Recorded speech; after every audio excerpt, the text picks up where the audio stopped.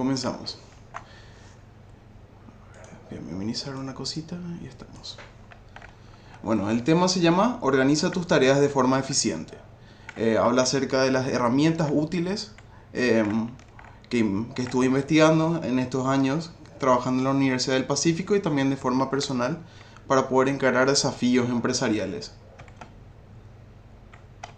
Como introducción, vemos que cuando tenemos nuevos desafíos, proyectos, ideas, a veces nos toma mucho trabajo decidir cuál es el camino más adecuado para lograr nuestros objetivos. Hoy en día, con el gran avance de las tecnologías de la información y la comunicación, tenemos bastantes recursos disponibles para poder tomar mejores decisiones y poder estudiar de mejor manera la información que está disponible. Vemos a estas TICs como información, que es conocimiento, comunicación, que es conexión. Vemos a estas herramientas como la conexión del conocimiento y nos sirven para poder adquirir nuevas habilidades. El primer tema que vamos a tocar es la programación neurolingüística. Quisiera iniciar mostrándoles un ejemplo de algunas funciones básicas e interesantes que hace nuestro cerebro. Nuestro cerebro es una caja de datos que funciona conectándose con el mundo externo a través de nuestros sentidos. Entonces, cuando recibimos un estímulo, ya sea visual, auditivo, sensorial, lo que sucede es que nuestro cerebro reacciona trayendo recuerdos que estén relacionados a lo que estamos percibiendo. Como ejemplo, les traigo, por ejemplo, esta imagen. ¿No les da como la impresión de que pueden escuchar el llanto de Kiko? Eso es porque ese recuerdo se encuentra en nuestro cerebro, entonces cuando vemos la imagen podemos desatar ese recuerdo. O si no, por ejemplo, cuando vemos esta imagen, no les da como una sensación de que les da al tacto. Eso es por la textura que tiene. También es un recuerdo de tipo sensorial. Entonces, antes de ver qué es programación neurolingüística, quisiera responder a la pregunta, ¿por qué programación neurolingüística? Vemos que sirve para entender la manera en la que percibimos y entendemos las cosas, cuáles son los procesos interactivos entre la mente y el mundo que nos rodea y de cómo almacenamos estas experiencias que tenemos. Nos sirve también para mejorar nuestra relación con nosotros mismos, la autorreflexión, entender cómo nosotros percibimos al mundo, mejorar nuestra relación con los demás a través de la retroalimentación y compartiendo la manera en la que cada uno entiende las cosas. Y por último, y voy a dar un gran énfasis a esto, es descifrar cómo otras personas desarrollaron grandes habilidades para así poder imitar sus patrones de conducta y obtener grandes resultados en mis trabajos, en mi contexto, en mis desafíos. Tratar de comprender cómo estas personas perciben e interactúan con el mundo para así poder utilizarlo en nuestro contexto. Bueno, con referencia a este último punto, vamos a tocar 4 puntos en este seminario. Vamos a tocar 2 acercamientos: la programación neurolingüística, que fue descrita en 1970 por Richard Bandler y John Grinder. Vamos a ver la teoría de sistemas del alemán Ludwig von Bertalanffy. Y por último vamos a ver 2 marcos de trabajo que se utilizan mucho para desarrollo de software: Kanban en 2010 y Scrum ya en la década de los 90, iniciando a finales de los 80. Bueno, ahora sí comenzamos. Programación neurolingüística es un enfoque de la comunicación y el desarrollo personal. Ya vimos que fue creado por John Grinder y Richard Bandler en 1970. Sus estudios establecen que existe una conexión entre los procesos neurológicos y el lenguaje, la lingüística. Vemos a los procesos neurológicos como la manera en la que nosotros recogemos información a través de nuestros sentidos, lo procesamos y luego ocurre el pensamiento. Eso es por parte del neuro. Y lingüística por el lenguaje verbal, hablado y no verbal, nuestras expresiones y nuestros patrones de conducta que tienen sentido cuando percibimos que otras personas están frente a nosotros, por ejemplo. Y vemos que nuestros patrones de comportamiento son aprendidos a través de la experiencia. Vamos a ver que la experiencia, vivirlo en carne propia, es algo fundamental para el estudio de la programación neurolingüística. Su aplicación busca poder modelar habilidades de personas excepcionales, para que así luego podamos utilizar esas habilidades, aprender de esas habilidades y ganar esas habilidades nosotros mismos. Bueno, con la programación neurolingüística vemos a la realidad como una construcción psíquica. No percibimos la realidad tal cual se nos presenta. Lo hacemos a través de representaciones, modelos, mapas mentales, para así guiar nuestra conducta. Nuestros sentidos nos proveen información aproximada de la realidad. Los primeros estudios se hicieron en el campo de la psicoterapia. Estos dos señores estudiaron por qué un grupo específico de psicoterapeutas en Estados Unidos tenía tanto éxito en sus terapias. Entonces se pusieron a estudiar sus patrones y luego en uno de sus libros sacaron a conocer cuáles son esos patrones que hacían que estas personas tengan tanto éxito. Luego esto se volvió súper popular y hoy en día sigue siendo muy usado en el campo de la psicología y las ciencias sociales y también en la ciencia en general. A ver. La programación neurolingüística parte de una experiencia sensorial que es almacenada en nuestro cerebro. Vemos que lo importante es reconocer las condiciones en las que se procesó y se almacenó la experiencia. Esto tiene mucha importancia en el campo de la psicoterapia, por eso se estudió también primero, porque muchas de las condiciones, o sea, cuando percibimos o experimentamos algo nuevo, la condición en la que esa experiencia se almacenó influye mucho sobre nosotros, hasta el punto de poder generar traumas o incluso recuerdos lindos como vemos en esta imagen. También genera una base de recuerdos de todas nuestras experiencias que, como vimos, guían nuestra conducta. Vemos al recuerdo como la información, como la elección de la información que consideramos útil. Esto a veces ocurre de forma consciente o inconsciente. El recuerdo es una recopilación de estímulos sensoriales que son almacenados en nuestro cerebro y luego cuando queremos recordar algo, estos estímulos se prenden al mismo tiempo en nuestro cerebro y ocurre nuestro pensamiento. Vemos que todos vivimos experiencias diferentes pero similares. Muchos conflictos surgen porque asumimos que las otras personas tienen las mismas referencias que nosotros o que los demás piensan de igual manera que uno mismo y que deben saber lo que queremos decir. Algunos enfoques PNL que se utilizan mucho son conocer la agudeza de nuestra percepción. Son ejercicios y dinámicas que normalmente un instructor PNL hace para poder sacar a flote un tema y ver cómo cada persona entiende. Luego la dinámica se encara viendo las similitudes y diferencias de lo que cada uno entiende para producir la retroalimentación. Otro enfoque es que se buscan los elementos que causan impacto positivo en algo para luego tratar de imitar eso mismo en otros contextos. Se estudian patrones de pensamientos que ayudaron a otras personas a resolver problemas. Eso ya habíamos visto.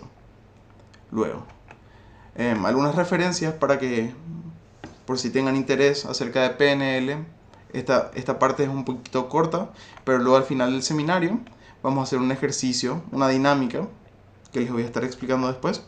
Pero bueno, estas son las referencias. Este es el primer libro que sacaron John Grinder y Richard Bandler en 1975. Se llamó La estructura de la magia 1. Es un libro que habla acerca de los estudios que hicieron en el campo de la psicoterapia. Y luego, en el mismo año, lanzaron su segundo libro, que se llama La estructura de la magia 2, que estudia un poquito más la comunicación y el cambio en entornos organizacionales, como empresas, instituciones. Más adelante sacaron otro libro muy popular, por eso lo puse aquí, que se llama Frogs into Princess, de sapos a princesas, programación neurolingüística. Bueno, en realidad la programación neurolingüística es algo que de por sí va a tocar con todos los demás temas, entonces es como que va a estar latente todo el tiempo para tener en cuenta, porque es como nosotros entendemos y procesamos la información. Por eso tiene gran importancia. Veamos. Pensamiento sistémico. ¿Por qué es importante el pensamiento sistémico? Imaginemos un grupo de ciegos que trata de describir cómo es un elefante. Cada uno va a interpretar al elefante de diferente manera. Uno va a decir que el elefante es como un cepillo porque le está tocando la espalda. Otro va a decir que el elefante es como un tronco porque le está tocando las patas. Otro incluso dice que el elefante es suave y blando, está tocando otra cosa. Pero bueno, esta es una metáfora de lo que pasa con las personas, en las organizaciones, en la familia, donde sea. Cada uno tiene su propia perspectiva de lo que está pasando y luego las ideas terminan chocando y no se producen resultados positivos. Entonces, ¿por qué no trabajar en algún método en el cual construyamos una gran imagen compartida para que todos tengamos un entendimiento que compartamos para así poder llegar a mejores resultados en conjunto? Bueno, el pensamiento sistémico nos permite entender cómo funcionan todo tipo de sistemas. Ecosistemas, sistemas sociales, sistemas organizacionales, sistemas de tecnología. Lo que buscamos a través del pensamiento sistémico es diagramar cómo funcionan estos sistemas para poder comprenderlos más fácilmente. ¿Por qué esto? Bueno, en el cerebro humano ocurre un proceso que se llama la teoría del cierre. Quiere decir que nos gusta que las cosas tengan sentido.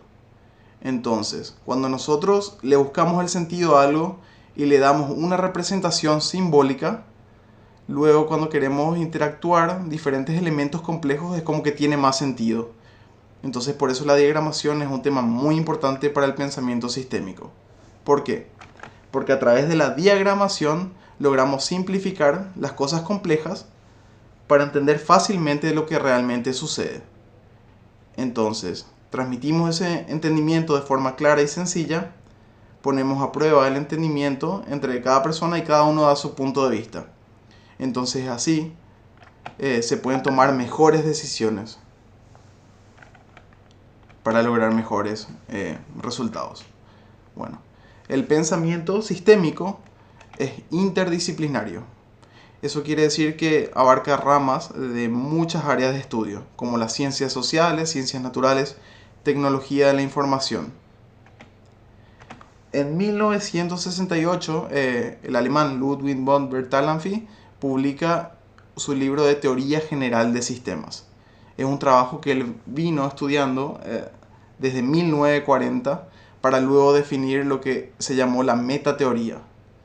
Porque el tema de sistemas se venía estudiando ya desde 1920 y tuvo mucho interés por muchos científicos e investigadores.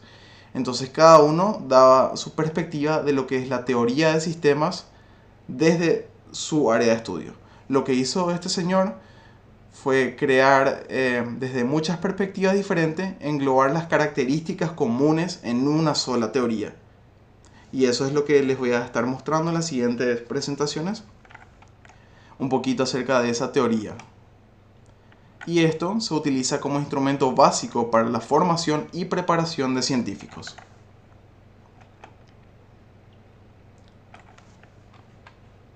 A ver, un ratito. Voy a llevar este acá.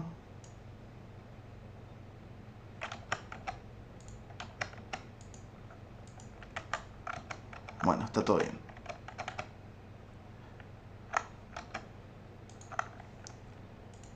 Disculpen. Bueno, el pensamiento sistémico es un acercamiento que busca entender cómo funcionan los sistemas. Aquí vemos un ejemplo de una organización en la que se realizan diferentes procesos. y cada colaborador tiene diferentes funciones. Aquí todos trabajan con un mismo fin, que es promover la efectividad de la organización para lograr sus objetivos. Pero veamos, ¿qué es un sistema? Podríamos decir que es un objeto cuyas partes se interrelacionan para producir funciones colectivas. Un sistema es un todo. Eso quiere decir que todos están integrados para poder realizar funciones en conjunto y tienen relaciones de interdependencia. Eso significa que el éxito de un área no asegura el éxito de toda la organización. Entonces, el enfoque sistémico busca ver cuál es el contexto de las relaciones que incurren en un sistema, en vez de centrarse en un área específica, porque muchas veces ocurre lo que llamamos visión de túnel. La visión de túnel es cuando nos enfocamos demasiado en una sola cosa, entonces perdemos el panorama y dejamos de lado otros factores que podrían incurrir sobre el tema. Entonces, antes de construir nuestras propias teorías y diagramaciones, veremos qué es un paradigma. Un paradigma, con palabras sencillas, es la forma en la que entendemos algo. Son nuestras suposiciones, métodos, mapas mentales. Y acá mucho tiene que ver con el tema del cierre que les había dicho antes.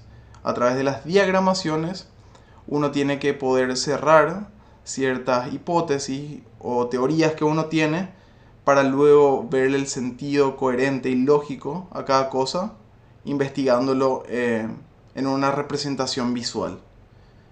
Muchas de las áreas de estudio que estamos viendo en la Universidad del Pacífico tienen que ver con la visualización. Más adelante vamos a ver que la visualización ayuda a poder comunicar mejor y también a entender mejor. Podemos formular hipótesis de lo que realmente sucede, de vuelta tratando de aproximarnos a la realidad de lo que realmente sucede.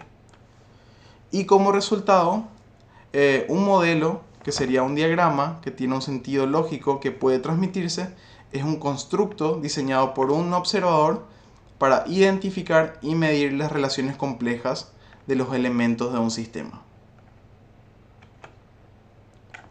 Y busca la simplificación de cosas complejas.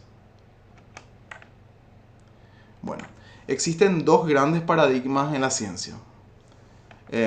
Enfoques para poder estudiar los sistemas.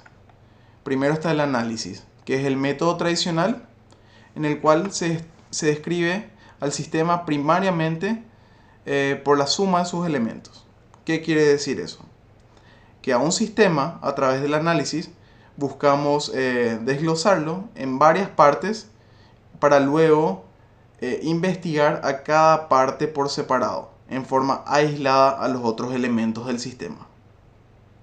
Este acercamiento, si bien tuvo mucho éxito en las teorías de biología, medicina y demás, ya que se estudia a la célula a partir de las relaciones también, pero busca estudiar a las cosas por separado. Entonces, con los años se vio la necesidad de cambiar un poquito ese enfoque también a algo más integral. Y a partir de eso nació la síntesis.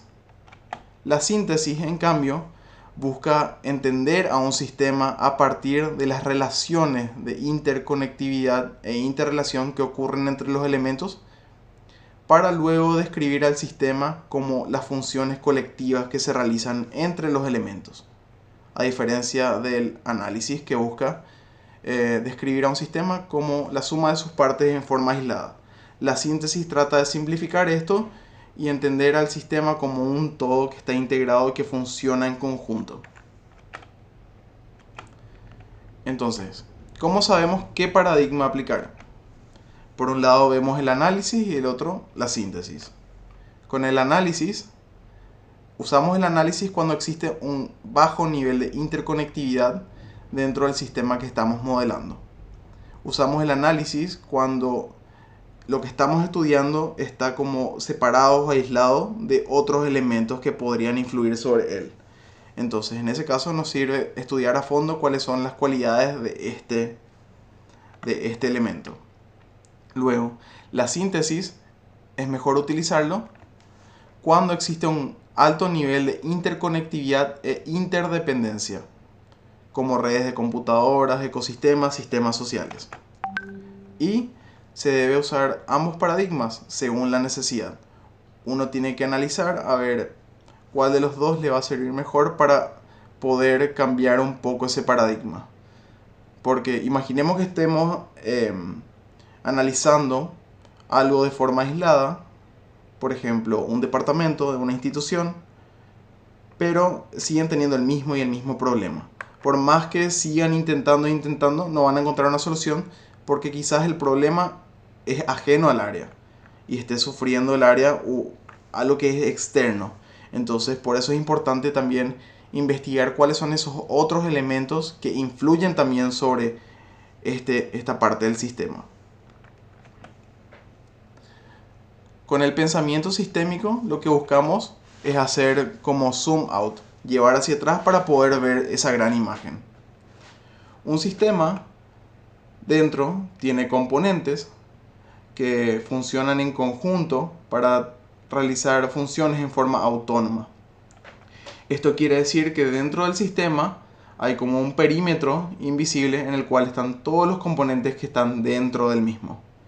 Acá en este diagrama vemos que hay componentes que interactúan, también se le dicen elementos. Vemos que incluso hay un subsistema que tiene cualidad de sistema pero está dentro de este otro sistema y que dentro de este hay componentes. Vimos que algo muy importante son las relaciones que existen entre estos componentes. Relaciones para poder procesar información, recursos y energía que le denominamos entradas para producir salidas, que pueden ser productos o servicios.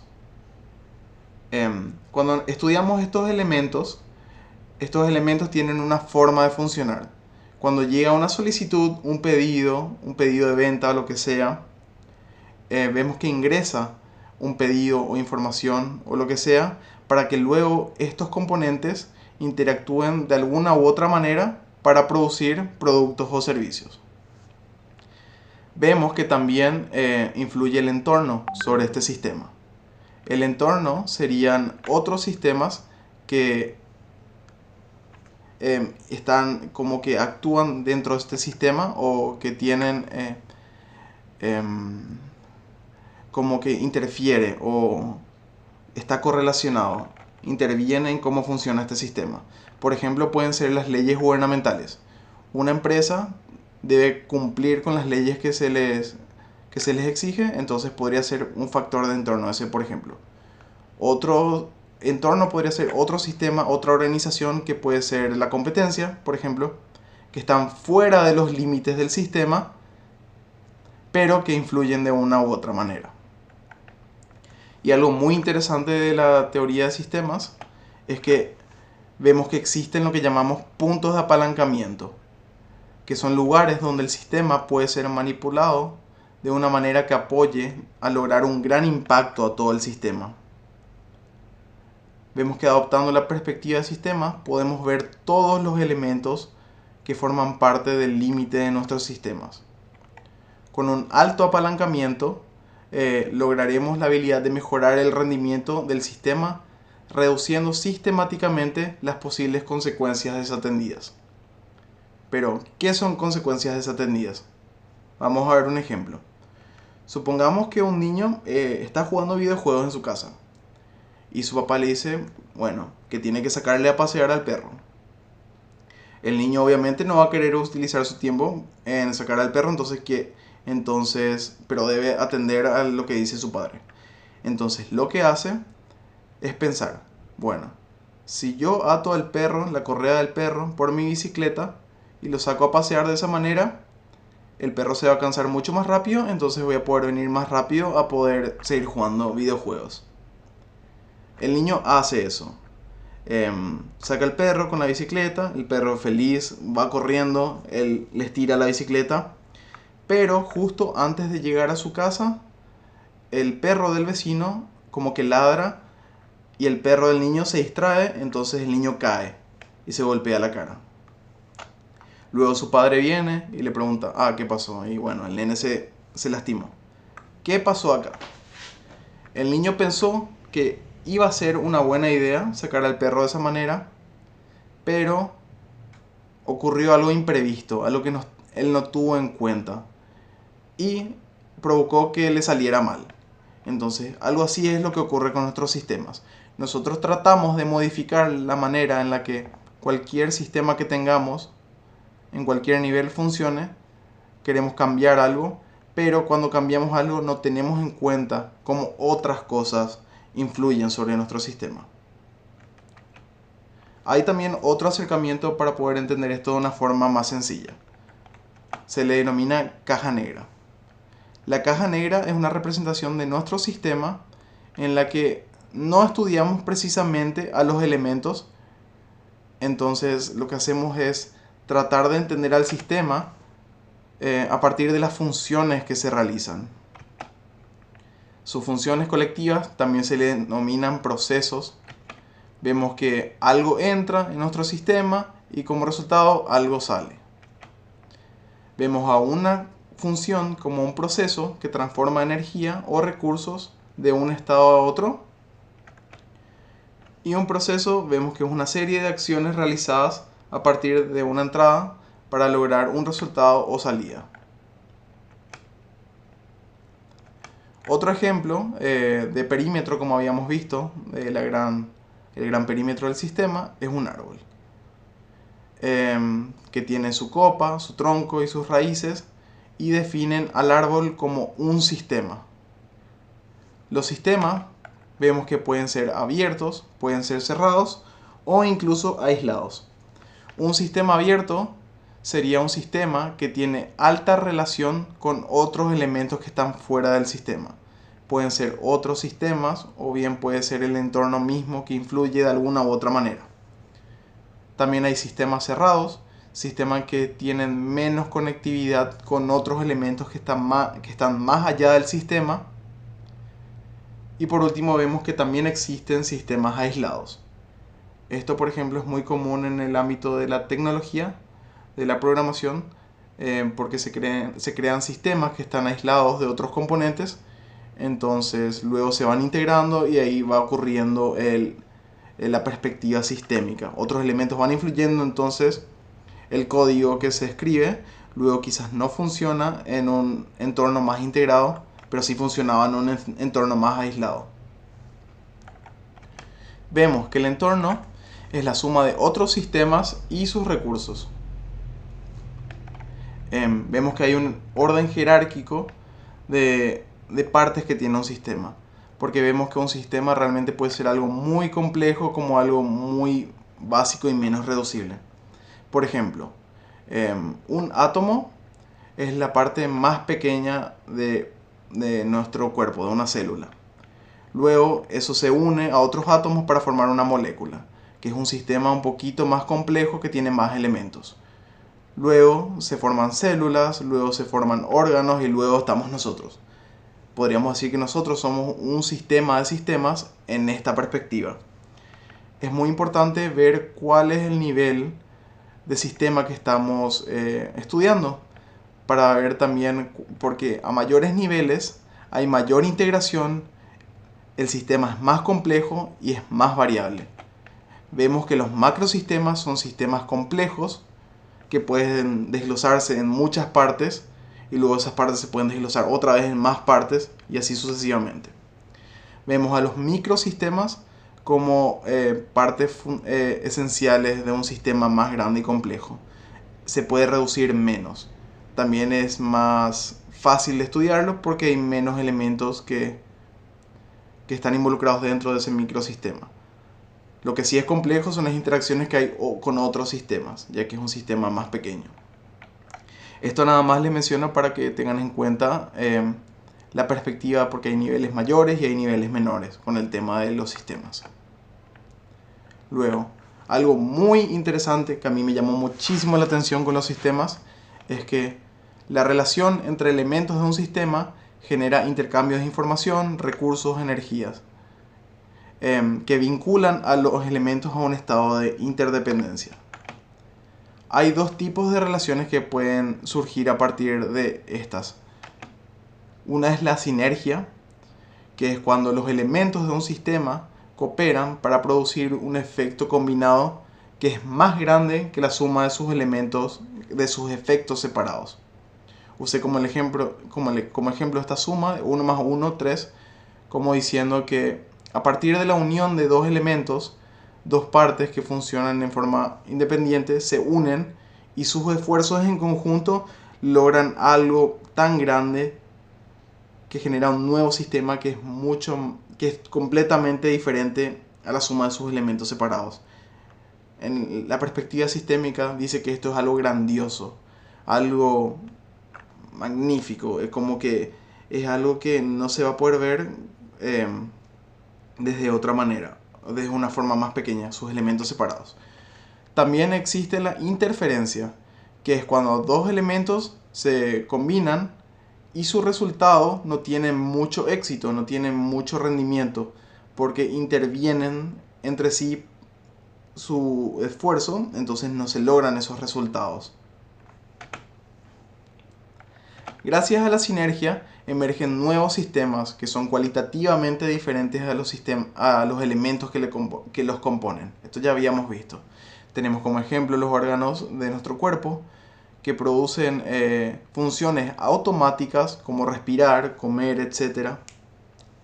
En la medicina también vemos algo que se llama efecto sinérgico, que es cuando dos fármacos interaccionan y la función con estos dos elementos en conjunto producen algo que es mucho mayor a lo que hubiese sido administrando esos dos fármacos de forma aislada, separada al mismo paciente. También ocurre esto en la sociedad, en el ámbito laboral, en el hogar. La sinergia se logra mediante la colaboración, la unión de varios esfuerzos, que cada elemento aporte lo que mejor sabe hacer y la complementariedad entre ellos provoca un resultado grandioso. Un acercamiento bastante utilizado en el pensamiento sistémico es la resolución de problemas. Vemos en este ejemplo el modelo de Deming, que es planear algo, luego ejecutarlo, luego verificar cómo salió y luego a partir de lo que aprendemos actuar. Esto también se hace en la perspectiva sistémica, pero se tienen en cuenta dos elementos. Uno es cuál es la cantidad de cambio que estamos generando con esta decisión que estamos tomando hacia el sistema. Estamos cambiando algo. Luego, cuántas consecuencias desatendidas yo tengo por realizar este cambio. Para entender mejor, vemos este gráfico en el cual por un lado tenemos la cantidad de cambio generado horizontal y vertical la cantidad de consecuencias desatendidas.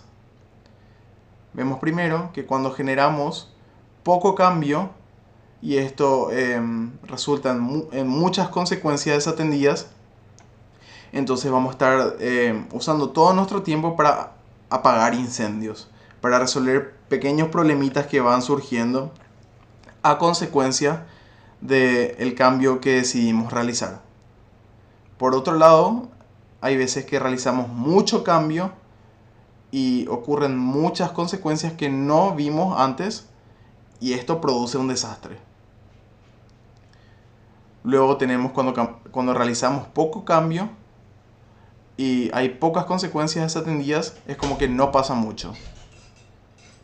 Y por último, vemos que cuando generamos mucho cambio, ocurren muchas consecuencias desatendidas. Ay, perdón, disculpa un ratito. Yuli, anda con la abuela. Anda con la abuela, estoy haciendo algo.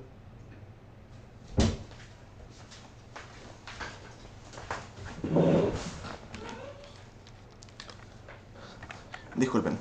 Bueno, cuando generamos mucho cambio y hay pocas consecuencias desatendidas, eso significa que nosotros hicimos un estudio en el cual investigamos cuáles son las cosas que intervienen sobre nuestro sistema.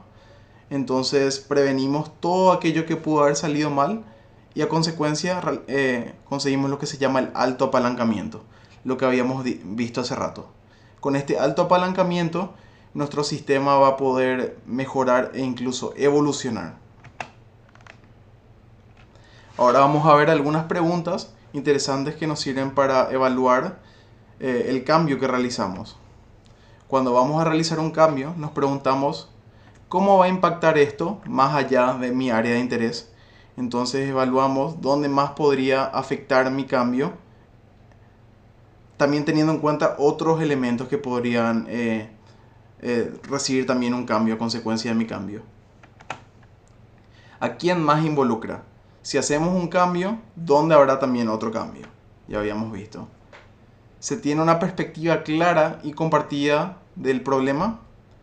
Vemos que es importante que todas las personas que están relacionadas en el cambio deben tener una idea clara de qué está ocurriendo o cómo se entienden las cosas o por qué se hace lo que se hace.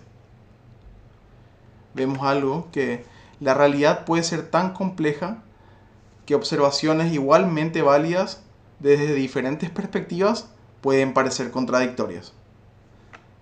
Para esto les traigo el ejemplo de esta imagen, que algunos dirán que tiene 3 barras, otros dirán que tiene 4 barras. De hecho, es una ilusión óptica. Pero bueno, vemos que las personas tienen ideas, tienen procesos de razón que ejecutan y luego tienen una idea que tiene sentido. Pero quizás para otra persona sea de otra manera. Lo importante es que todos hablemos y compartamos cómo cada uno ve esto para poder tener algo que todos entendamos en conjunto. Acá vemos otro acercamiento para resolver problemas. Hay que asegurar, este es más simplificado, es como el anterior pero con 3 pasos sencillos, bien general. Asegurar que estás teniendo en cuenta todos los elementos que forman parte del sistema, tener en cuenta el entorno en el que existe. Luego, entender cómo las cosas funcionan a través de una imagen compartida, que puede ser un diagrama, ya tratando de interpretar cómo funcionan, cuáles son las relaciones que hay entre los elementos. Por ejemplo, en una organización pueden ser diferentes departamentos y hay procesos de negocio que se realizan en forma conjunta entre estos departamentos. Entonces, ¿por qué no investigar las relaciones de los departamentos sobre cada proceso que se realiza? De esta manera se enfatiza la comunicación y también se sacan como resultado diagramas que pueden simplificar esos procesos que a veces son bastante complejos y no se puede conocer, por más sencillo que sea, no hay una imagen clara que se comparta. Se debe observar, comprobar y mejorar la teoría. Buscar una solución o entendimiento del sistema que sea sencilla, fácil de comprender y explicar. Se busca reducir la complejidad. Esto sería más bien la mejora continua, ese proceso que hacemos de nuestro sistema de todo el tiempo ir mejorándolo. Bueno, referencias bibliográficas. Primero, el alemán Ludwig von Bertalanffy con su libro Teoría General de Sistemas. Aquí están los fundamentos, las aplicaciones, todos los fundamentos. Este es un libro que publicó luego de 20 años de estar estudiando este tema para poder sacar su teoría, su metateoría. Luego les comparto el curso que yo tomé para poder conocer acerca de esto. Es libre, está en YouTube por si quieran ver. Se llama Systems Thinking Course. Les invito a verlo, es bastante interesante. Tiene como 10, 11 capítulos. Luego Peter Senge, La Quinta Disciplina. Este es un libro en español que habla acerca de la teoría de sistemas desde un enfoque más organizacional. Bueno, hasta acá todo bien. ¿Tienen algunas preguntas? Voy a estar leyendo el chat.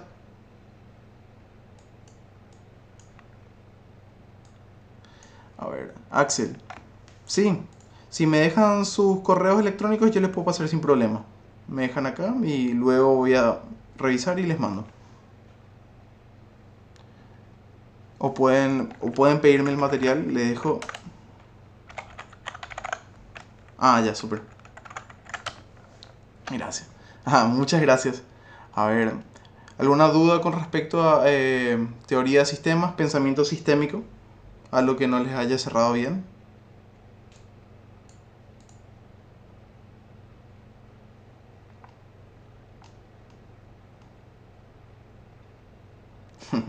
Gracias.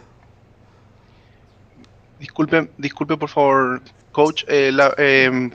Para evitar dejar los emails, nuevamente nosotros contamos con los emails en su inscripción, así que vamos a colocar nosotros al final el link o digamos el canal de YouTube donde va a estar luego subido, digamos, todo este webinar nuevamente y van a poder encontrar eh, de forma más fácil para poder descargar, digamos, los elementos, para no colocar, digamos, en el chat los emails nuevamente, nada más. Muchas gracias y disculpen. Buenísimo. Vamos a ver entonces eso con la página luego. Luego podemos coordinar eso. Al final voy a dejar mi información para que puedan ponerse en contacto cualquier cosa. A ver. Bueno, seguimos entonces. Esta parte del seminario la destino a poder entender cómo son nuestros desafíos, cómo son nuestros proyectos, nuestras ideas, cómo encarar eso, entendiendo un poco la procedencia de cada uno. Vemos. A través de las siguientes preguntas buscaremos entender mejor a qué tipo de desafío nos estamos enfrentando. La primera pregunta es, ¿nuestro desafío consiste en la finalización, alcanzar un objetivo o resultado único o específico? Si la respuesta es sí, probablemente estemos hablando de un proyecto. Un proyecto, según el Instituto de Gestión de Proyectos, dice que un proyecto es un esfuerzo temporal que se lleva a cabo para crear un producto único, servicio o resultado único. Entonces, un proyecto es cuando trabajamos para lograr algo en concreto, una cosa única, de una vez. Es algo temporal que tiene una duración finita, no es algo que se extiende todo el tiempo. Si la respuesta es no, vamos a ver la siguiente pregunta. Nuestro desafío consiste en la realización de tareas o pasos similares de forma repetitiva y constante. Si la respuesta es sí, entonces probablemente estemos hablando de un proceso.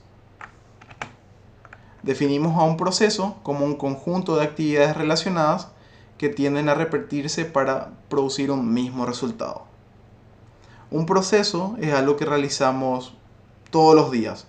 Cada uno tiene su proceso para levantarse, para desayunar, para arreglarse para el trabajo. Hay quienes tienen sus procesos de estudio. Y esto también ocurre en el trabajo. Lo denominamos procesos de negocio.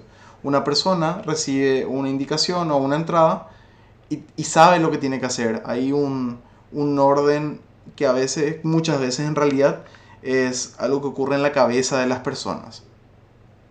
Entonces acá vamos a definir qué es un proceso y más adelante vamos a ver cómo podemos hacer para visualizar y entender mejor cómo son esas cosas que hacemos a veces automáticamente, pero darle un patrón lógico y visual. En el caso de un proyecto, se realiza lo que decimos que es el desglose.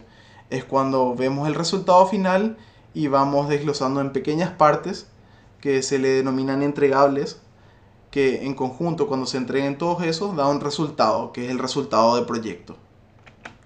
En el caso de un proceso o conjunto de procesos, buscamos identificar cuáles son los procesos que realizamos, cuáles son las actividades que realizamos para aportar valor a los resultados y buscamos la mejora continua de estos procesos.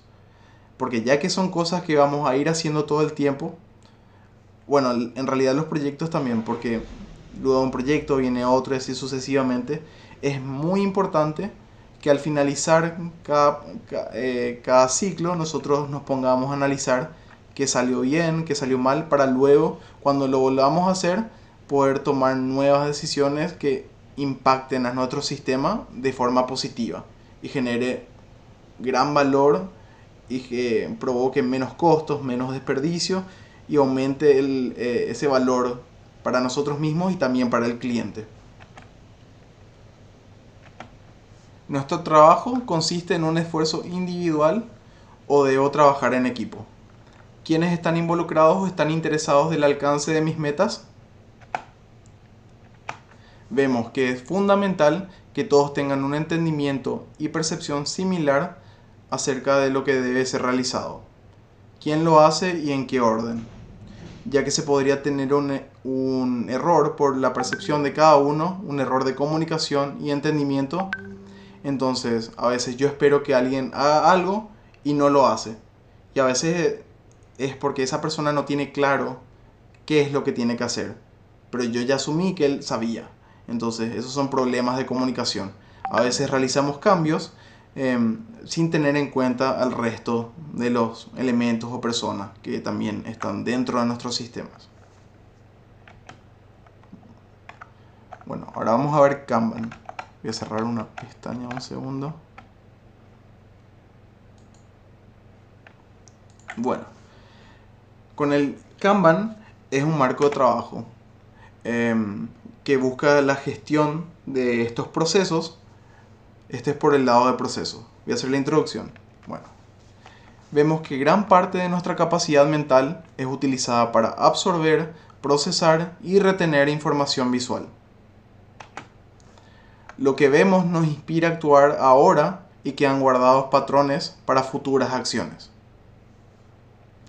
Es muy importante poder visualizar cuáles son las cosas que tenemos que hacer e incluso cada persona tiene su forma de hacer esto, anotando en un cuaderno, con estos post-it en las paredes para saber que tenemos que hacer algo, para poder asegurar que lo vamos a realizar.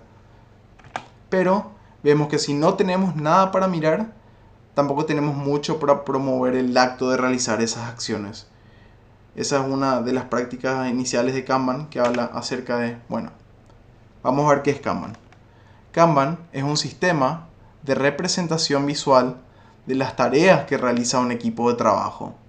Es una herramienta visual que utiliza un equipo para poder entender qué se está haciendo, quién lo está haciendo, en qué etapa del proceso está, si ya si se finalizó algo, si algo está bloqueado. Toda esa información, el equipo actualiza el tablero para poder saber en qué estado está cada cosa. Permite organizar, promover la comunicación y el entendimiento compartido. Vamos a ver que Kanban hace algo muy interesante, que es limitar la cantidad máxima de trabajo para así asegurar que el equipo logre finalizar tareas más rápido. Pero ¿a qué nos referimos con esto? Vamos a ver un gráfico en el cual vemos cómo funciona esto. Kanban se utiliza mucho para gestionar lo que llamamos trabajo del conocimiento. El trabajo del conocimiento son trabajos que no requieren, que no se miden por horas hombre. No es cuántas horas trabajaste para ver tu resultado. Muchos trabajos hoy en día son así. El marketing, diseño gráfico, periodistas de prensa escrita, arquitectos. El resultado del trabajo de estas personas depende de que estos se sienten, analicen, estudien y saquen un resultado, podríamos decirle, complejo. Pero ¿qué pasa? Cuando una persona realiza un trabajo, una tarea, utiliza todo su tiempo para poder realizar esa tarea. Pero ¿qué pasa si, por ejemplo, a esta persona se le asignan 2 proyectos? Vemos que la mitad del tiempo va a estar en un proyecto, la otra mitad va a estar viendo el otro proyecto y hay una pequeña brecha de tiempo que le vamos a llamar pérdida de contexto. La pérdida de contexto es ese tiempo que nosotros tardamos en dejar de hacer lo que estamos haciendo y como que hilar la idea de este otro proyecto y bueno, pasar al siguiente proyecto. Algo muy curioso es que cuando hacemos muchas cosas a la vez, el multitasking, mientras más cosas hacemos, más ocurre esta pérdida de contexto. Es como que dejamos esto porque hay que hacer esto. Ocurre mucho en las organizaciones. Es cuando el jefe dice, es como que todo es importante, ataquen todo hay que hacer. Entonces hago un poquito de este, un poquito de este, un poquito de este, un poquito de este. Entonces vemos que cuando hacemos muchas cosas, más de la mitad de nuestro tiempo se evapora. No hacemos nada. Y es algo que muchos dirán que sí, les ha pasado. Depende mucho de qué tipo de trabajo, pero es algo que en general ocurre porque somos muy malos con la memoria, somos muy malos, es como que sacando los recuerdos de esto otro, porque nos enfocamos en algo y trabajamos en ello, e idealmente deberíamos trabajar en ello hasta que terminemos, porque si cambiamos de tarea en tarea, perdemos un gran tiempo solamente tratando de comprender de vuelta este otro proyecto. Acá hay otra imagen que explica bien esto. Supongamos que tenemos que entregar tres productos, un producto A, otro B y otro C. La estrategia tradicional, como habíamos visto, es todo es importante, todo se hace al mismo tiempo. Entonces el equipo hace la primera parte del producto A, luego hace la primera parte del producto B, luego la primera parte del C, y lo van avanzando todos en conjunto hasta que finalizan. En este ejemplo vemos que finalizan en julio. Luego, con otro acercamiento, el acercamiento en el cual decimos que hay que hacer una sola cosa a la vez, vemos que el equipo comienza el A, luego está la fase intermedia y luego finaliza. Luego ya comienza con la fase B. Vemos que en el primer acercamiento, el primer producto no se finalizó hasta mayo, finales de mayo. Acá vemos que en el siguiente acercamiento, este equipo ya logró tener un resultado en febrero. Entonces, este acercamiento no solo permite disminuir el tiempo de todos los proyectos en conjunto, sino que permite tener un mayor flujo. Y eso es lo que busca Kanban. A ver, permiso.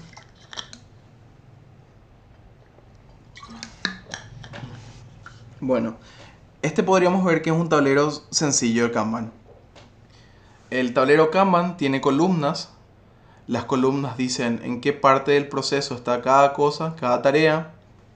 Dependiendo de en qué trabajo sea, las tareas pueden ser diferentes. Y algo interesante que hace Kanban es limitar la cantidad de tareas que se hacen al mismo tiempo. Y esto es para hacer lo que habíamos visto hace rato. Asegurar que estas cosas entren y salgan rápido. No que entren y que entren más y que entren más y al final del mes no terminamos nada. Entonces, por más banal o sencillo que sea, este tablero mostró muchos resultados positivos, más que nada en el ámbito de desarrollo de software. Con Kanban no vamos a entrar en mucho detalle, solamente les quería comentar las cosas generales. Y algo fundamental de Kanban son sus principios, prácticas y valores.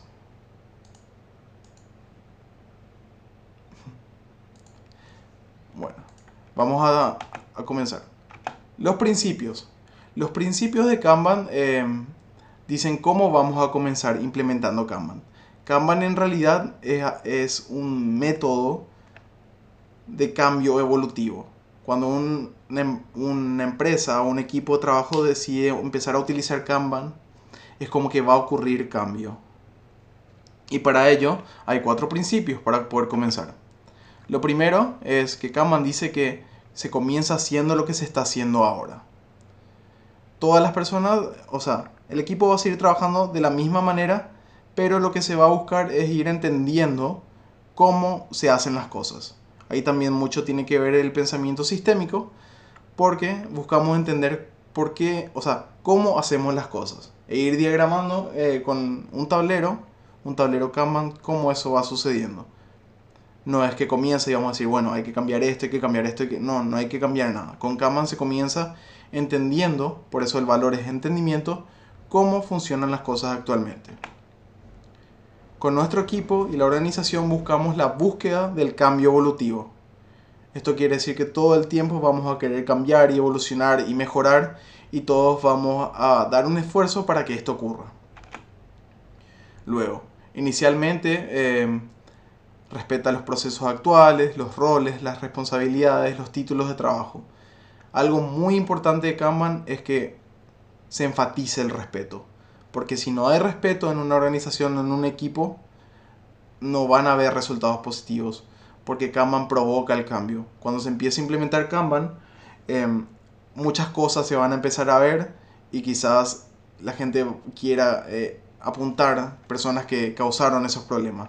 Kanban dice no, aquí todos estamos para mejorar y para evolucionar. Hay que respetar y bueno, las equivocaciones, los errores van a ir siendo subsanados con buenas prácticas de ahora en adelante. Y por último, algo muy interesante de Kanban, promover los actos de liderazgo en cada nivel de la organización. Esto significa que Kanban busca que las personas de una organización sean lo suficientemente líderes desde abajo, desde el colaborador más bajo en la escala del organigrama hasta la punta del director, que todos sean capaces de señalar los problemas para que así se puedan provocar soluciones. Porque muchas veces ocurre que los problemas, mucho ocurre en el contexto acá en Paraguay, que las personas tienen miedo a señalar los problemas. Y eso luego ocurre que hace daño a la organización, hace daño a las personas y termina produciendo pérdidas económicas para la institución. Entonces Kanban dice, todos deben ser lo suficientemente líderes como para decir las cosas y se toca, se habla y lo solucionamos en conjunto. Luego está el corazón de Kanban. Las prácticas definen lo que se hace con Kanban. Primero buscamos visualizar. Eso es la transparencia.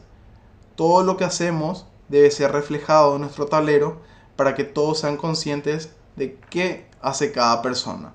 De tal manera a que no existan dudas de en qué esté trabajando cada uno. Hay que limitar el trabajo en proceso, el work in progress, como le dice el Kanban, para poder asegurar el balance, que las cosas estén en proceso y salgan, que haya un flujo, que las cosas, que hayan resultados constantemente, no apilar una gran cantidad de cosas en pendientes y luego no terminar nada.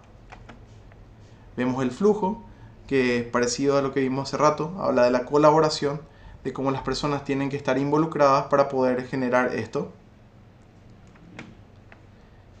Algo interesante de Kanban es que busca hacer las políticas explícitas a través de la transparencia.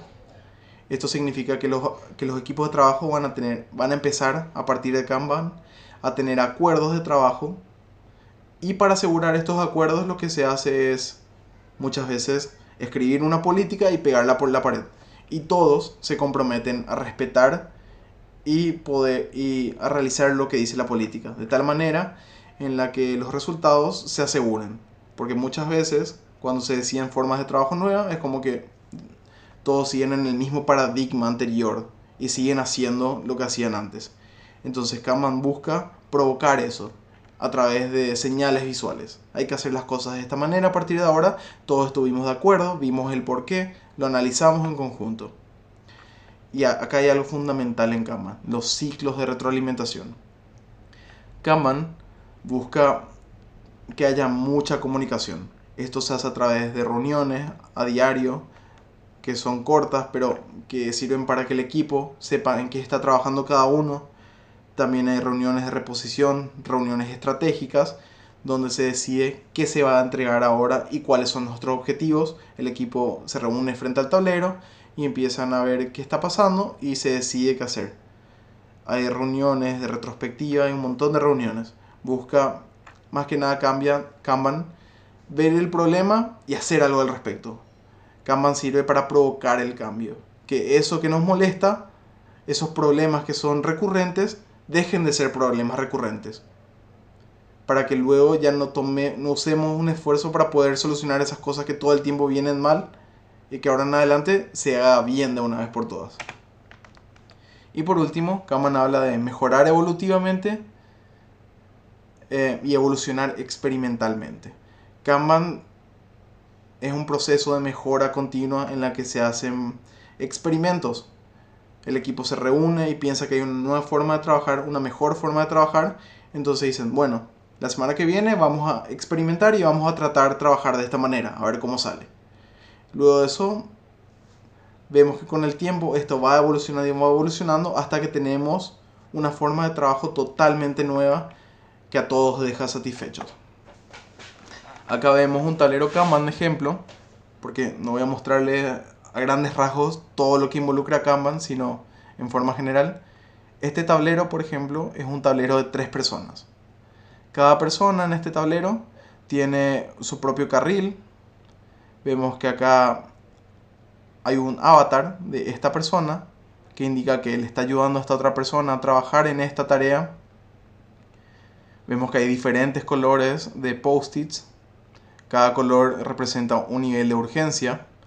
Las naranjas indican que son de fecha fija, que en una fecha específica se deben entregar. Se anotan las fechas, se anota el porcentaje de progreso hacia la finalización. Vemos que hay tarjetas rojas que indican que hay un bloqueo. Entonces, cuando el equipo se reúna y vea que hay impedimentos, cada persona responsable de estas tareas va a decir por qué está bloqueado.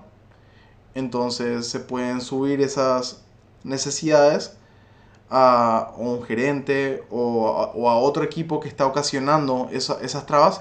Se puede hablar y se puede buscar una solución. Entonces Kanban busca provocar ese cambio. Vemos también que limitamos la cantidad de trabajo en proceso con señales arriba del tablero. En este caso 2 por persona. Son 3 personas, así que máximo van a estar haciendo 6. Y Kanban también busca, hay algo muy interesante de Kanban, que Kanban busca limitar la cantidad de trabajo en proceso en una cantidad menor a la cantidad de personas que estén en el equipo. Este es un método para poder provocar que ellos ayuden entre ellos.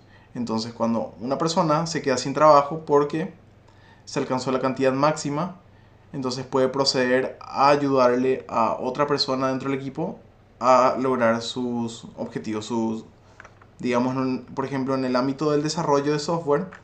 Esto sirve mucho para lograr que tu equipo aprenda nuevas habilidades y que los otros miembros, por ejemplo, un desarrollador senior, ayude a los juniors y que a consecuencia aprendan de este, para que luego estos puedan ir teniendo mejores habilidades y también para poder provocar que la información se transfiera a nivel de equipo.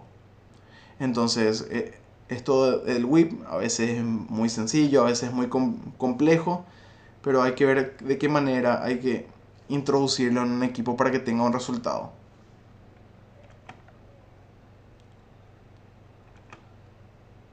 Acá vemos un ejemplo de un proceso. Es un proceso de compras. Se hace en las partes del proceso. Vemos que primero se recibe un email.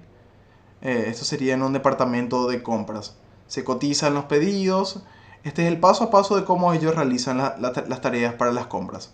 Elaboran una orden de compra, luego aprueban el pedido, luego confirman la compra con un proveedor, seguimiento de entrega, verifican el pedido. Bueno, ¿qué hace Kanban? Kanban trae estos pasos en un tablero para que así podamos luego ver en qué etapa está cada pedido de compra en este caso. De esta manera vamos a saber con las fechas en las tarjetas de qué pedido está retrasado, qué pedido ya se entregó, para así poder generar alineamiento con el equipo. A esto incluso también se le pueden poner señales de límite para evitar que muchas cosas queden estancadas en un solo lugar, para así progresivamente ir buscando un sistema para un proceso que fluya y que entregue todo el tiempo resultados de valor.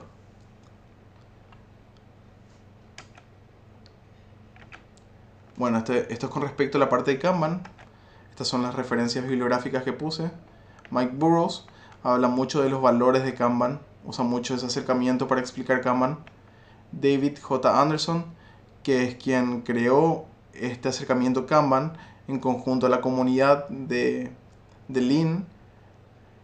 Este señor en conjunto a muchos otros estudiantes lograron definir lo que es Kanban. Él sería el creador. También vemos otro libro de Henrik Nieberg de Kanban y Scrum, sacando lo mejor de ambos. Bueno, hasta acá, ¿alguna pregunta con respecto a Kanban? Es como que... A ver,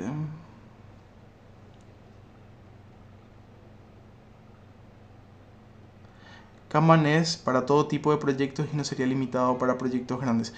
Sí, lo interesante de Kanban es que puede ser es muy versátil, porque son muy generales, no hay reglas marcadas de por sí, entonces un equipo puede buscar su propia implementación de Kanban al nivel que necesiten. El Kanban sería como... El resultado sería como el nivel que cada equipo querría lograr. Es bien exploratorio y se pueden lograr grandes cosas dependiendo de qué se esté trabajando.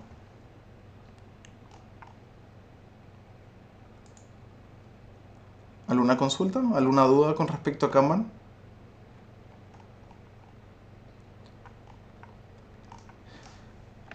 Bueno, seguimos. Bueno, y por último ya, Scrum. ¿Hay una pregunta?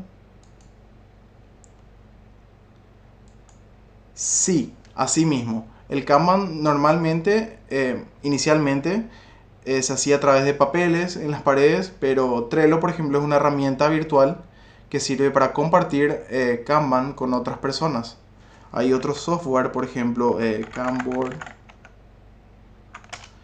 Luego existe Swift Kanban, que son similares a Trello.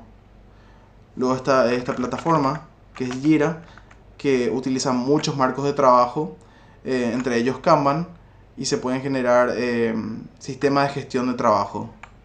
Yo realmente utilizo los Kanban físicos. Acá, por ejemplo, en mi habitación yo tengo un montón de Kanbans, todas señales de diferentes tipos. Yo prefiero más lo físico, pero si tuviese que usar uno, creo que el Trello es muy amigable. El Trello es como que fácil de entender, se puede compartir con otras personas, se pueden introducir archivos en las tarjetas. Para estos momentos de contingencia, lo mejor sería utilizar herramientas virtuales. Yo utilizo físico porque lo uso para mi autogestión, no es precisamente para trabajar con otras personas. Es como para mantener ordenadas mis tareas y saber qué tengo que hacer y en qué momento. Con equipos de trabajo, hay otra herramienta que es la de Microsoft, creo que se llama To Do. Sí, el Trello es gratis hasta ciertas funcionalidades. Creo que ahora se volvió gratis para muchas funcionalidades, pero se puede pagar. Y pagando tenés, creo que hasta mediciones, porque lo que hace mucho Kanban es buscar la medición para ver el rendimiento de tu sistema. Entonces, buscar dónde mejorar te ayuda mucho en las mediciones. No sé realmente si tiene mediciones la versión gratuita, pero en caso que quieran mediciones para sus sistemas, yo les recomiendo mucho el Kanban. El Kanban me gusta muchísimo porque es un sistema que se instala. En una computadora se instala un sistema para tus Kanbans. Entonces toda tu información es recopilada en un servidor que está en tu computadora donde lo instalaste. Entonces esa plataforma es gratuita y tiene un montón de mediciones. Entonces si buscan mediciones, el Kanban es bastante bueno. El tema es que se tiene que instalar nomás el servidor en una computadora para que funcione. Y luego pasan ese link del servidor a otras personas para que puedan trabajar con ustedes en el mismo servidor.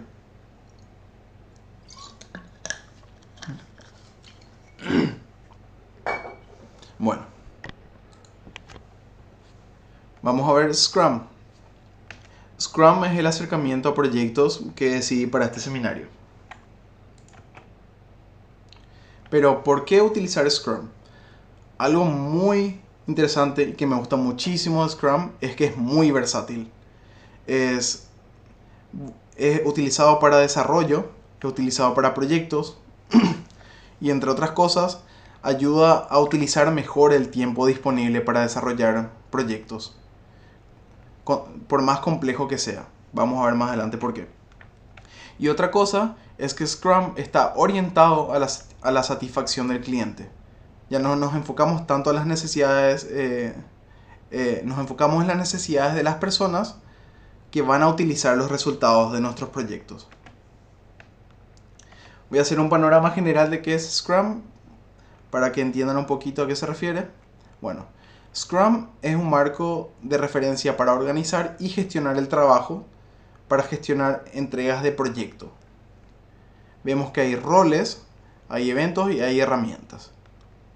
Los roles en Scrum son el de Product Owner, sería el dueño del producto, el Scrum Master, quien guía en forma general al logro de los resultados del equipo, y por último el Scrum Team, que sería el equipo de trabajo que trabaja en el desarrollo.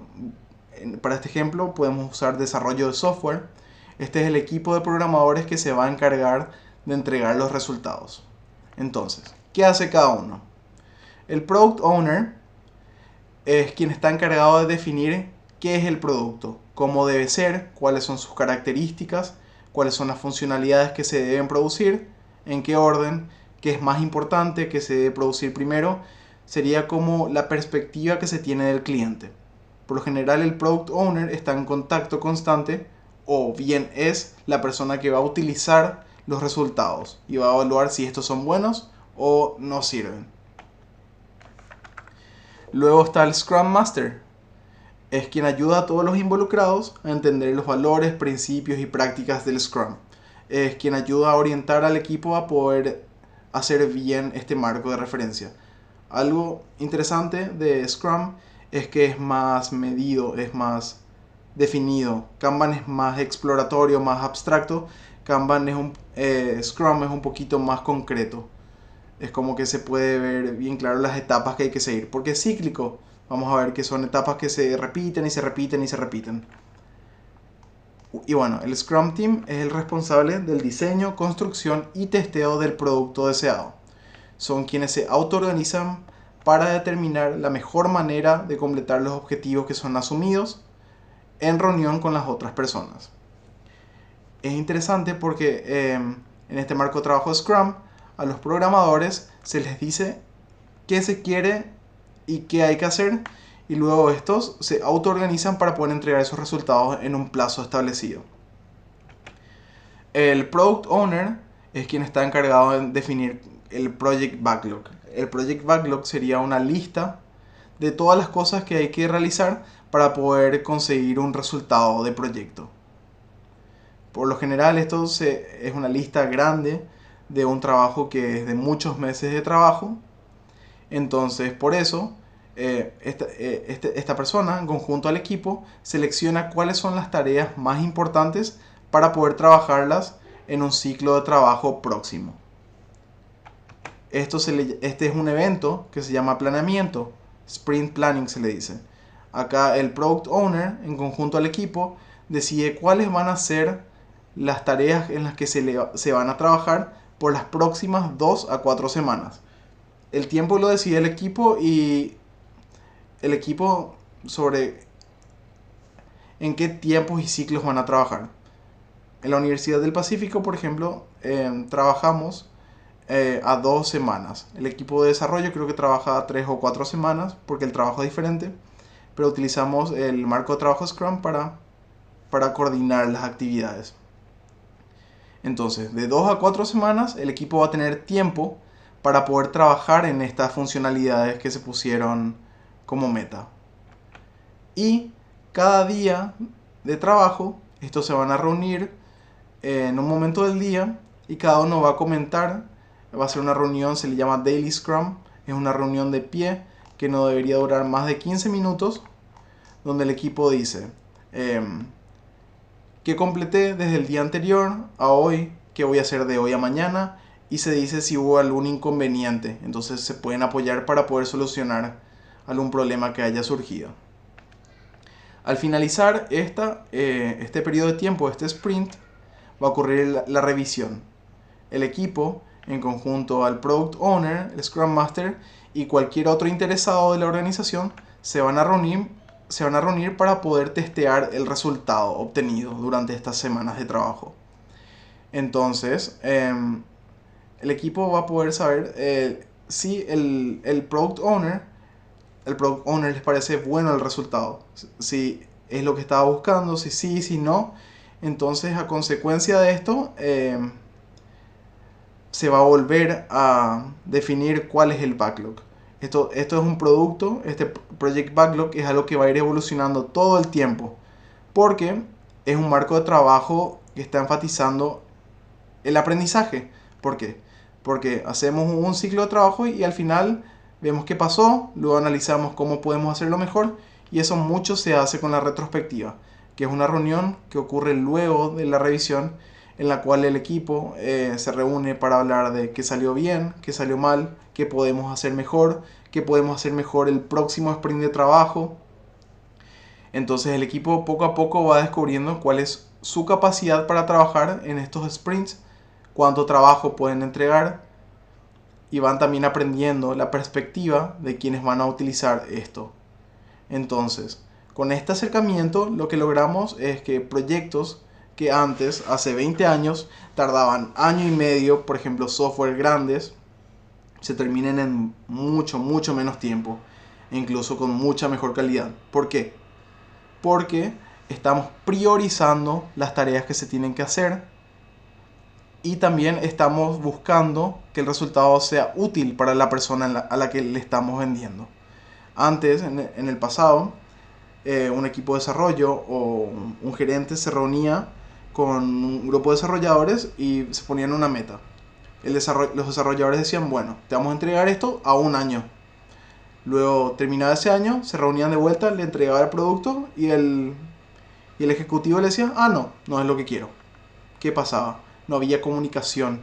Scrum busca que haya comunicación entre las personas, con las personas en las que van a usar, los usuarios y los desarrolladores. Entonces hay una constante retroalimentación y en cada semana que termina cada sprint hay muchísimo aprendizaje y el sistema mejora muchísimo. Entonces luego los equipos logran resultados inimaginables. Acá vemos lo mismo, pero un poquito más visual. Vemos que todo parte de una idea. En el entorno de desarrollo de software son historias de usuario, son funcionalidades que se les pide a los desarrolladores para que produzcan.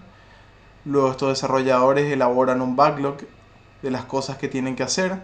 Luego seleccionan qué es lo que se va a hacer en el próximo sprint, que puede durar de 2 a 4 semanas. Cada día realizan su reunión diaria de pie para ver qué hicieron, qué van a hacer, si algo salió mal. Y luego como resultado entregan una nueva funcionalidad. Algo muy curioso de Scrum en entornos de desarrollo de software es que al finalizar cada sprint se busca encontrar un nuevo producto potencialmente entregable. Algo que así mismo como está se pueda lanzar.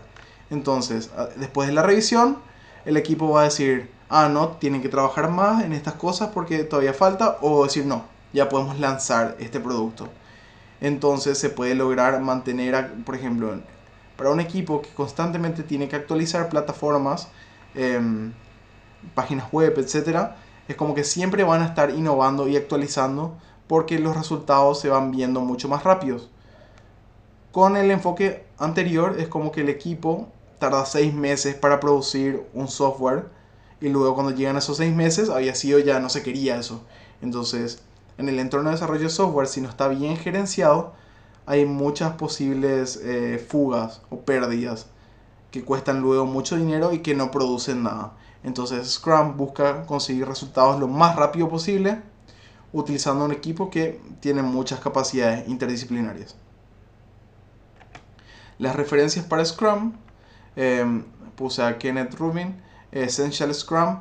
Me gusta muchísimo este libro porque el señor lo enfoca con programación orientada a objetos. Tiene muchos diagramas y es muy fácil de entender. Y también habla sobre otros temas que están relacionados a Scrum. Otro libro que me gusta mucho es el de Jeff Sutherland. Este señor es muy conocido en la comunidad de Scrum. Se le dice que es uno de los creadores de Scrum. Y su libro se llama El arte de hacer el doble de trabajo en la mitad del tiempo. Y por último puse como referencia al PMI, a un libro de gerencia de proyectos general. Este libro es muy utilizado en la comunidad de personas que gestionan proyectos. Lo considero muy importante para acá también. Y bueno, hasta acá, ¿qué tal?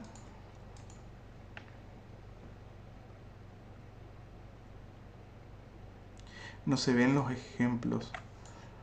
No se ve mi pantalla. Ven bien mi pantalla, ¿verdad? Buenísimo. ¿Alguna duda hasta acá con Scrum? No sé si se entendió, es como que toqué muy rápido. Es un marco de trabajo para organizar equipos, para lograr conseguir resultados grandes en poco tiempo y estar alineados y tener mucha comunicación. Como último, para cerrar también el webinar, quiero hacer una pequeña dinámica. Es un ejercicio de práctica y para ello quiero utilizar un modelo de teoría de personalidad que es muy popular hoy en día, que se llama MBTI. Se llama Myers-Briggs Type Indicator. Es un test de personalidad muy popular que utilizan las compañías para contratar y para fines de desarrollo. Fue creado por madre e hija Catherine Briggs e Isabel Myers-Briggs a partir de las enseñanzas del psicólogo, el padre de la psicología analítica, Carl Jung.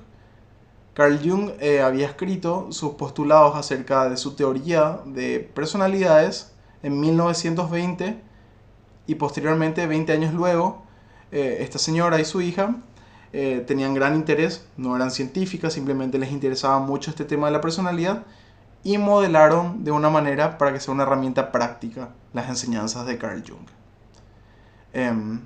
Este test se basa en a ver, ya. Jung creía que los seres humanos experimentaban el mundo, por eso tiene mucho que ver con programación neurolingüística. Además que utilicé esto por unos años porque es muy interesante y muestra muchos patrones de conducta.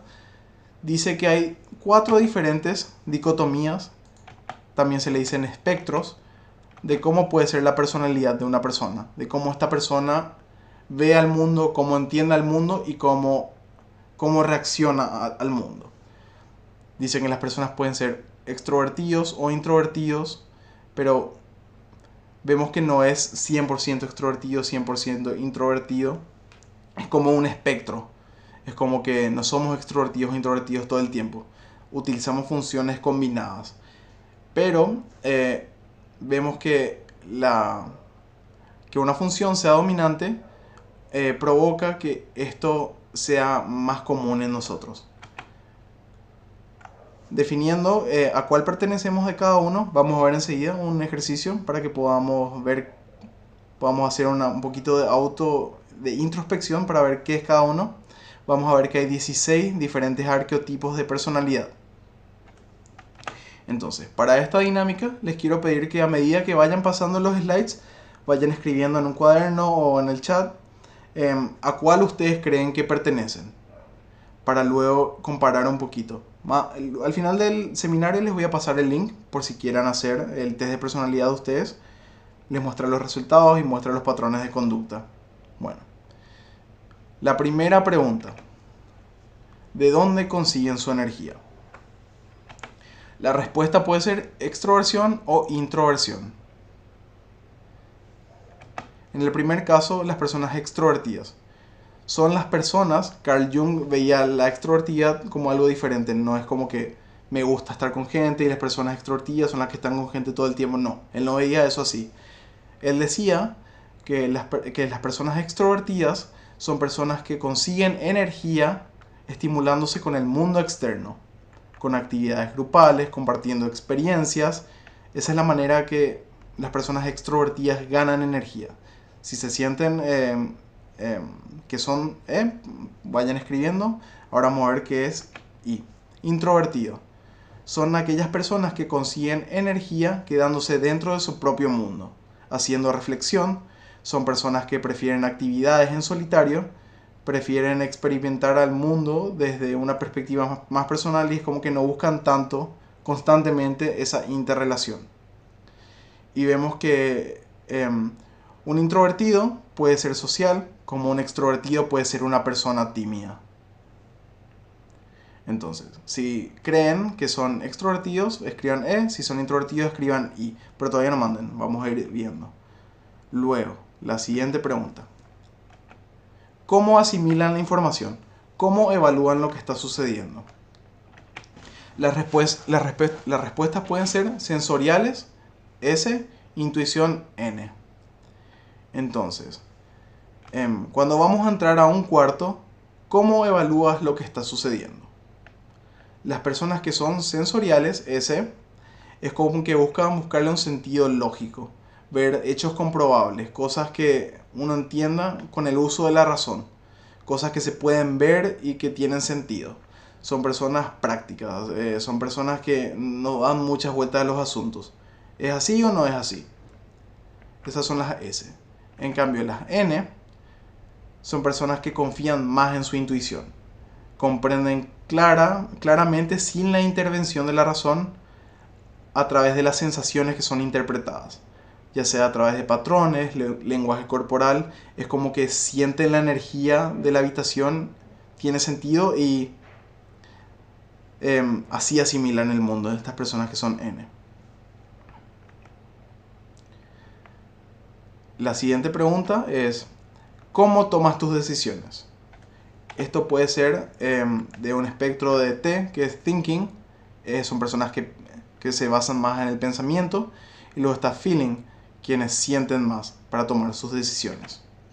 Bueno, entonces para tomar decisiones, aquellas que son thinking, de pensamiento, buscan normalmente la lista de pros y contras y toman decisiones de forma objetiva, de forma racional y concreta. En cambio, las personas que son sentimentales o feeling se valen más de sus emociones para tomar decisiones. Toman decisiones más de una forma subjetiva.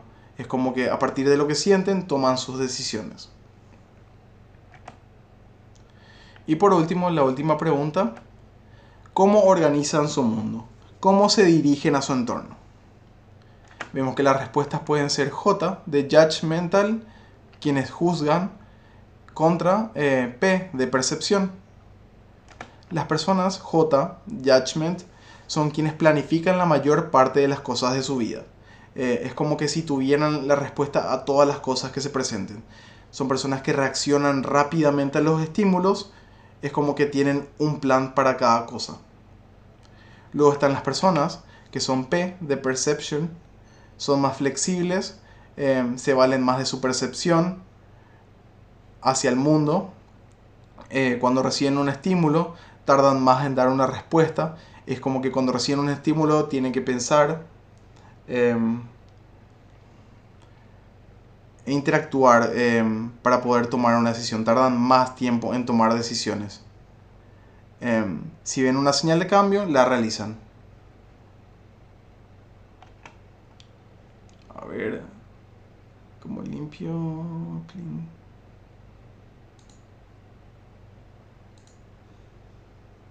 Ahí está.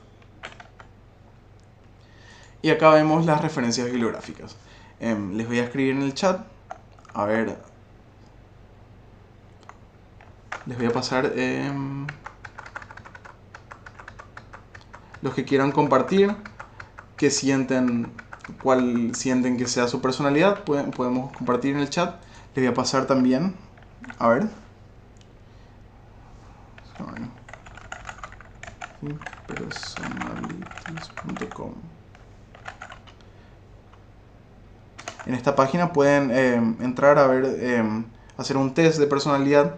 Esto realmente se hace, el test de Myers-Briggs es algo que requiere una certificación. Interesante. Requiere una certificación para poder tomar este test. También hay test libres en línea como el que les pasé, donde pueden hacer y les va a dar una descripción. Algo muy interesante de este test de personalidad es que tiene muchas comunidades. Si buscan en internet MBTI o ENTP o ISFJ, lo que sea, van a encontrar muchas comunidades de personas que se sienten identificadas con ese patrón de personalidad. Y es como que muy gracioso. Pueden entrar en comunidades e ir viendo cómo cada persona interpreta. Hay incluso memes, hay un montón de cosas. Pero al fin y al cabo es interesante porque nos ayuda a entender cómo cada persona interpreta las cosas y cómo reaccionan ante los estímulos. Voy a pasar rápido, voy a pasar las referencias. Les invito a hacer ese test. Yo cuando empecé a hacer me volví loco. Es como por 2 años seguidos me puse a investigar muchísimo. Hice muchas investigaciones en mi trabajo, con mis amigos. Y aprendí bastante. La primera referencia, la más importante, es la de Carl Jung. Sería el tomo 6 de... Él hizo un gran conglomerado de todas sus teorías y luego sus hijos, después de fallecer, las publicaron. Y las hermanas Myers-Briggs, digo la madre e hija, este es uno de sus libros. Le puse como referencia esta página, 16personalities.com. Luego pueden buscar en internet, pueden hacer el test con este resultado que me mandaron, luego comparan a ver si sienten que coincide el resultado, si no, pueden comprobar ustedes mismos. Porque muchas veces es como que no somos 100% algo, es como que a veces estamos ahí en el medio. A veces no somos tan racionales, a veces tomamos las decisiones con sentimientos, a veces es como que estamos ahí en el medio. Yo personalmente me considero una persona ambivertida, que soy tanto extrovertido e introvertido, porque recibo estímulo, es como que recargo energía mucho estando solo. Yo realmente me considero introvertido, pero es como que la parte extrovertida también me sale de forma natural, entonces también me llevo bien con otras personas, soy muy sociable. Entonces tuve como resultado que soy ambivertido, es como que estoy ahí en el medio. A ver, respondiendo un poco la pregunta anterior de Carlos con respecto a Scrum. El, el Ya, buenísimo. Me preguntaste si el personal que usa Scrum debe ser especializado. Y la respuesta es sí. Lo que se busca con Scrum es que un grupo de personas que ya son profesionales puedan trabajar de tal manera en la que sus resultados sean de mayor provecho. Entonces, se acuerdan los resultados y estas personas, que son las personas del equipo, ya son profesionales, que ya saben programar, que ya saben testear, que tienen todas las capacidades necesarias para alcanzar el producto.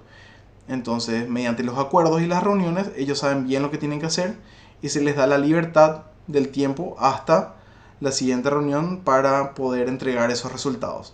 Es como que una forma más dinámica y libre, es como que no se le está encima todo el tiempo a las personas que trabajan en el desarrollo de productos. No sé si te he respondido eso la pregunta.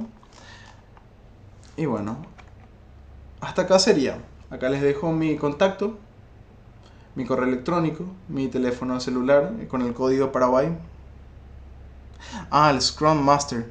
Bueno, el Scrum Master sí, él tiene que ser una persona especializada, porque para ser Scrum Master uno puede ser leído, o sea, puede leer el marco de trabajo y aplicarlo, pero hay certificaciones de Scrum Master que se dan, por ejemplo, a ver, voy a poner una página.